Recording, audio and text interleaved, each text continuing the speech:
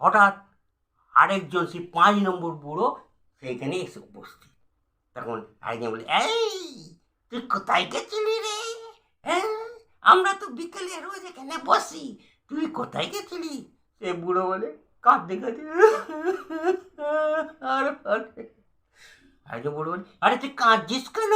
কাঁদছিস কেন? সে বুড়ো আবার কাঁদছে, আর বলিস না, আমার দুঃখের কথা বলিস না, আমি তো মরে গেলাম, চলে এসেছি। আমার সেই বৌমার দুঃখ, বৌমাকে খুব ভালোবাসতাম, মেয়ের মতো ভালোবাসতাম, লক্ষ্মীমন্ত বউ, কিন্তু তার দুঃখে, তার জন্য চিন্তা করে আমি আবার গেলাম দেখতাম বৌমা কাঁদছে কি না। আগে বলে, গিয়ে কি দেখলি? প্রিয় দর্শক, আপনারা নিশ্চয়ই সবাই জানেন যে মানুষ মরে গেলে কোথায় যায়। হ্যাঁ, আমরা জানি না, তবে আমরা একটা কল্পনা করে বলি যে মানুষ মরে গেলে পরলোকে যায়। কিন্তু পরলোক কি আমরা দেখেছি? পরলোক কি জানি না, তবে কল্পনা করে আমরা বলি পরলোক যায়। পরলোক না একটা বলে জায়গা আছে, সেখানে সবাই মরে গেলে যায়। তা সেই রকমই কল্পনা করে আমি একখানা ভিডিও আপনাদের দেখাচ্ছি যে কতগুলো বৃদ্ধ মরে যাওয়ার পর তারা গেছে পরলোকে। পরলোকে একটা পার্কের মধ্যে রোজ বিকেলবেলা 5টা বৃদ্ধ বসে আড্ডা মারে। তাদের মধ্যে একজন নেই, এক বৃদ্ধ নেই, 4জন বৃদ্ধ বসে আছে। তারা বসে তাদের জীবিতকালে যে এক একজন করে যে বলছে যে তারা কি করেছে, কিভাবে এখানে এলো, দুঃখের কথা বলছে, সেই আপনাদের কাছে আমি পেশ করছি। প্রথম এক বৃদ্ধ বলছি, আর বলিস না, আর বলিস না, আমার যে কি দুঃখ এখনো ভাবছি না। আমার বড় মেয়েটার বিয়ে দিয়ে দিয়েছি, হ্যাঁ, ছোট মেয়েটার বিয়ে ঠিকঠাক করে ফেলেছি, সব ঠিকঠাক, সব আশীর্বাদ পর্যন্ত হয়ে গেল। আর সেই দিনই রাত্রি একটু খাটাখাটনির জন্য আমার হঠাৎ স্ট্রোক হয়ে গেল। আর ছোট মেয়েটার যে বিয়েটা দেখতেও পেলাম না, কি অবস্থা কি জানি, হঠাৎ ঘটনা ঘটে গেল। তা আর একজন বৃদ্ধ বলছে, তা কি হলো তোর সেই ছোট মেয়েটার? কি বিয়ে আর হলো না? না না, পরে আমি গিয়ে দেখেছি, গিয়ে দেখলাম না, ছোট মেয়েটার যার সঙ্গে, যাদের পরিবারের সঙ্গে ঠিক করেছিলাম তারা খুব ভালো। তারা না ওই বললো, বাবা মরে গেছে তো কী হয়েছে, আমরা আমরা আপনার মেয়েকে, আমার গিন্নিকে বললো, আপনার মেয়েকে আমাদের বাড়িতে বউ করে নেবো, তবে কি 1 মাসের মধ্যেই বাৎসরিক কাজ করে দিয়ে দিল। কিন্তু দুঃখ রয়ে গেল, ছোট মেয়েটার আমার কত প্রিয় ছিল, তার বিয়েটা আমি দেখতে পেলাম না, কি জানি হঠাৎ স্ট্রোক হয়ে বললাম। তা আরেকটা বুড়ো বলছে, আর দুঃখ করিস না, দুঃখ করিস না, জীবিতকালের কি করে এসেছিস, সে দুঃখ করে লাভ নেই, কিছু করতে পারবি না, যতটা তোর কর্ম ছিল তো করেছিস। তখন আরেকজন বলছে, আর আমার দুঃখর কথা তুই তুই বলবি কি রে, তোর তো বেশি রে। হ্যাঁ, আর বলিস না, আমার তিনটে মেয়ে, তিনটে মেয়েই নাবালিকা ছিল। না না, একটা মেয়ে একটু সাবালক হয়েছে, কিন্তু দুটো মেয়ে একদমই নাবালক। তা এই দুটো মেয়েকে আমি কি করে পার করবো তো দূরের কথা, আমার কারখানা গেছে লক আউট হয়ে, কোনো রকমের জমানো টাকা রেখে দিয়ে কোনো রকমে চালাচ্ছি, রোজ কাজের সন্ধানে করছি যে অন্য জায়গায় কাজ করবো, এই কারখানা যে কবে খুলবে তার কি নেই। কিন্তু এই তিনটে মেয়ে, কোনো ছেলে নেই। তা সেই চিন্তায় চিন্তায় একদিন আমি লাইন ক্রস করে যাচ্ছি, সেই আমার খেয়াল নেই, পেছন থেকে এলো একটা ট্রেন, আমাকে দিল দুফালা করে, হঠাৎ মরে গেলাম।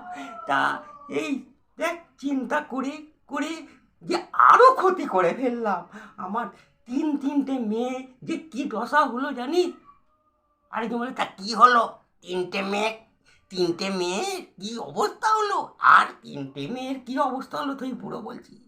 তিনটে মেয়ে, তিনটে মেয়ের মধ্যে একটা মেয়ের নাকি, বড় মেয়ের একটা বয়ফ্রেন্ড ছিল, সে বয়ফ্রেন্ডটা চাকরি করতো, তবে সেরকম চাকরি করে না, সে নাকি ছেলের মতো তাদেরকে দেখাশোনা করছিল। কিন্তু সে কত টাকা সে করবে, পাচ্ছে পায় যে যে তাদেরকে সংসার দেখবে, দুটো মেয়েকে তারা একটা কাজে লাগিয়ে দিল। কি দুঃখ, কি দুঃখ যে মেয়ে দুটোকে পড়াবো, পড়িয়ে কত শিক্ষিত করে বড় করে দেবো, সেই মেয়ে দুটো কাজে লেগে গেল। আর আমার গিন্নি চোখের জল খালি ভেসেই যাচ্ছে, ভেসেই যাচ্ছে। তা আরেকজন বুড়ো বলে, তার দিক শেষ নিয়ে চিন্তা করিস না, যা করার তা হয়ে গেছে, জীবিতকালে কি করেছি সেই কথা বলে লাভ নেই। আমারও তো সেই দশা জানিস, আমার একটা মাত্র ছেলে বিদেশে থাকে। সে বিদেশে থাকে, আমরা দুই বুড়ো বুড়ি একটা ফ্ল্যাটে বসে থাকি, রোজ ফোন করি, কথা বলি, কিন্তু তার আসার সময় নেই। 5 বছর হয়ে গেছে, বলে সে বউকে ছেড়ে আসতে পারবে না। আমরা দুইজনে গিন্নি আর আমি কোনো রকম খাই দাই থাকি, ওই পেনশনের টাকাটুকু পাই, আর কি করবো। সে আসে না, সেই ফ্ল্যাটের মধ্যে পড়ে থাকি। এই একদিন হলো কি, হঠাৎ রাত্রেবেলা আমার নাকি স্ট্রোকটা হয়ে গেল। এমন স্ট্রোক হয়ে গেল, গিন্নি চিৎকার করে উঠলো, ওরে বাবা গো, মরে গেল। তখন আমি মরিনি, তখন হাই হাই হাই করছি। তা ফ্ল্যাটের লোক সব জড়ো হয়ে এলো, এসে সব ফ্ল্যাটের সামনে এসেছে, গিন্নি গেট খুলে দিয়েছে। আমাকে নিয়ে বলে হাসপাতালে যাবে, বলে রেডি হচ্ছে, লিফট খারাপ। এখনই রাত্রে নাকি লিফট খারাপ হয়ে গেছে, সিঁড়ি দিয়ে নামতে আমি অক্কা। গিন্নি চিৎকার করে উঠছে। ফ্ল্যাটের লোকেরা বলল, আমার ছেলের খোঁজ খবর নিল, ফোন করে বলল, আমি তো আসতে পারছি না, তা কি করবো, আসতে আমার কদিন রেখে দে, তোমরা কি লাশ রেখে দেবে? তা বললো, তা আপনারা জ্বালিয়ে দিন, আমি যদি পারি আসবো শ্রাদ্ধের সময়। সে শ্রাদ্ধ হয়ে গেল, তখনও সে ছেলে এলো না। আরেকটা বলবে, তা এসেছিল পরে? না, সে আসতে পারে না, সে বিরাট হয়ে গেছে, সে বিদেশ থেকে তার বউ ছেলে মেয়ে নিয়ে আর কি বিরাট। তারপর আরেকটা বুড়ো বলে, কি হলো আর বলিস না, সে গিন্নি ওই ফ্ল্যাটেই থাকে, একদিন গিন্নিও ওরকম মরবে, আমি ছেড়ে দিয়েছি, ওই বৃক্ষ জ্বালিয়ে লাভ নেই, সে বড় হয়ে গেছে, গিন্নিও মরবে, তা পেনশনের টাকাটুকু আছে বলে খাচ্ছিয়ে যাচ্ছে। আরেকটা বৃদ্ধ বলে, আমার কথা বলিস না, তুই আর বলবি, তুই তো ওই করা হয়েছি, আমি শুধু বয়সও হয়নি সেরকম, আমার একটাই মাত্র ছেলে, তাকে তাড়াতাড়ি বিয়ে দিয়ে দিয়েছি, সে বিয়েও হয়েছে। সে এবার বলে কি, বাবা এই বাড়িটা ভেঙে বিরাট ফ্ল্যাট করো। আমি বলি, দেখ, আমি এই কষ্ট করে বাড়ি বানিয়েছি, এই বাড়ি ভাঙতে দেবো না। সে রোজ রাত্রি সেই বউ আর ছেলে দুজনে মিলে আমার সাথে ঝগড়া করে করতে করতে একদিন হলো কি, সে ছেলে রেগে চোটে আর আমাকে দিল মাথার মধ্যে এক বাড়ি, আমি তো অক্কা। এবার গিন্নি চিৎকার করে উঠলো, সব পাড়ার লোক চলে এলো, হই হাল্লা করে হারালো। তখন ছেলে পালিয়ে গেছে, আমার তো মাথা দিয়ে রক্ত বইছে, হাসপাতালে নিয়ে গিয়ে হাসপাতালে অক্কা। আরেকটা বলে, তার ছেলেটার কি হলো? ছেলে এখন সে জেলে আছে। আর এই গিন্নির জন্য একটু দুঃখ হয়, বউটার কথা চিন্তা হয় না, বউটা বাচ্চা, ওর জন্যই তো ছেলেটা আমাকে মারলো। হ্যাঁ, সে যা চুলোই যাক, কিন্তু গিন্নির জন্য বুকটা বেড়ে যায়, বেচারি এখনো চোখের জল ফেলে। এই করতে করতে হঠাৎ আরেকজন, সেই 5 নম্বর বুড়ো সেইখানে এসে উপস্থিত। তখন আরেকজন বলে, এই তুই কোথায় গেছিলি রে? হ্যাঁ, আমরা তো বিকেলে রোজ এখানে বসি, তুই কোথায় গেছিলি? সে বুড়ো বলে, কাঁদতে আর আরেকজন বুড়ো বলে, আরে তুই কাঁদছিস কেন? সে বুড়ো আবার কাঁদছে, আর বলিস না, আমার দুঃখের কথা বলিস না, আমি তো মরে গেলাম, চলে এসেছি, আমার সে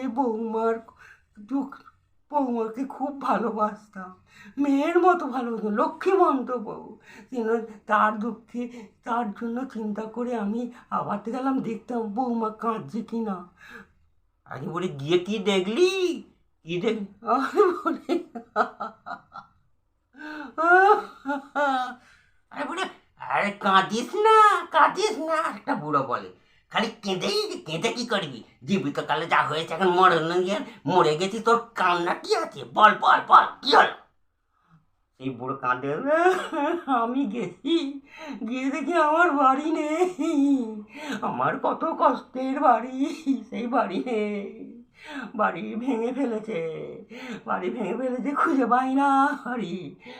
তখন একজন বলছে যে ছেলে নাকি বাড়ির প্রমোটারকে দিয়ে দিয়েছে, দিয়ে তারা এক ফ্ল্যাটে আছে। তা কি, আরেকজন বলছে গিন্নি, গিন্নি কোথায় গেল? আর গিন্নি বৃদ্ধাশ্রমে দিয়ে দিয়েছে। আর ছেলের বউ, ওরা দুজন একটা ফ্ল্যাটে আছে। সেই ফ্ল্যাটে আমি দেখতে গেছি বৌমা কোথায়, বৌমার জন্য একটু দুঃখ। গিয়ে দেখি, ও বাবা, কি দেখি, সে বাড়িতে গিয়ে দেখি ফ্ল্যাটে সে ডিজে চলছি। আমি বলি ডিজে, ডিজে কি রে? আর ডিজে জানিস না, ডিজে ওই যে গান হয়, ঠ্যাং ঠ্যাং ঠ্যাং ঠ্যাং ঠ্যাং ঠ্যাং করে সে নাচে। আর ও সেই ডিজি, হ্যাঁ সেই ডিজি বলে গান হচ্ছে। ওকে মেরে দেখি সেই লক্ষ্মীমন্ত বৌমা, হ্যাঁ, সে নাকি জিন্সের প্যান্ট আর গেঞ্জি পরে নাচছি। আমি ভাবতে পারিনি আমার সেই বৌমা এইরকম। ছি ছি ছি। তারপর ছেলেও বসে আছে, হাসছে, হাসতে আবার, তখন আবার সেই বউ আবার নাচতে বলছি, এই বুড়ো মরেছি, ভালো হয়েছি জানো, না মরলে আমরা ইন্স্যুরেন্সে 5 লাখ টাকা সেটা পেতাম না। ও কবে মরতো কে জানে, আসে নেচে যাচ্ছি, ঠিং ঠিং ঠিং ঠিং ঠিং ঠিং ঠিং, বুড়ো মরেছি, ভালো হয়েছে। আর বলিস না সেই কথা, যে বুড়োকে বলতাম, যে বুড়ো তুমি, হে ভগবান, যে মেয়েকে আমি যে লক্ষ্মীমন্ত মনে করেছিলাম, সে নাকি বলছে বুড়ো মরেছে।